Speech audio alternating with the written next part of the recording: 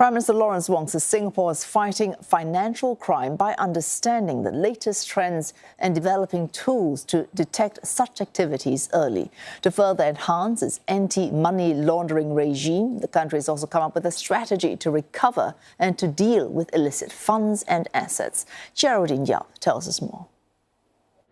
Interpol estimates that around $2 to $3 trillion of illicit proceeds are channeled through the global financial system every year. Of this, only about 3% is recovered.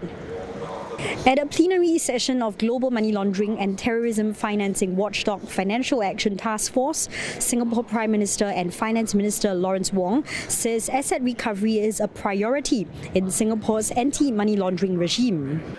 Singapore takes a strong approach against financial crime, but zero tolerance does not mean zero occurrence.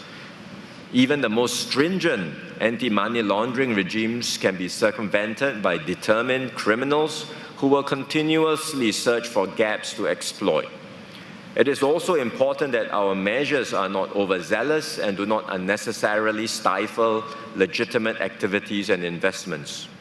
It's why Singapore's National Asset Recovery Strategy focuses on 4 aspects: detecting suspicious and criminal activities, depriving criminals of their proceeds, deterring the use of Singapore to hide or move illicit assets, and delivering the maximum restitution to victims.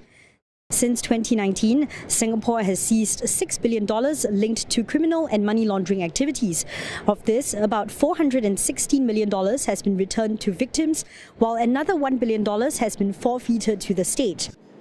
But emerging threats like digital transactions and virtual assets are making it easier to move and hide illicit funds, and that's why Mr. Wong is calling on global efforts to help tackle them. The success of the global effort against financial crime is also dependent on effective implementation within national borders. Singapore is fully committed to doing our part.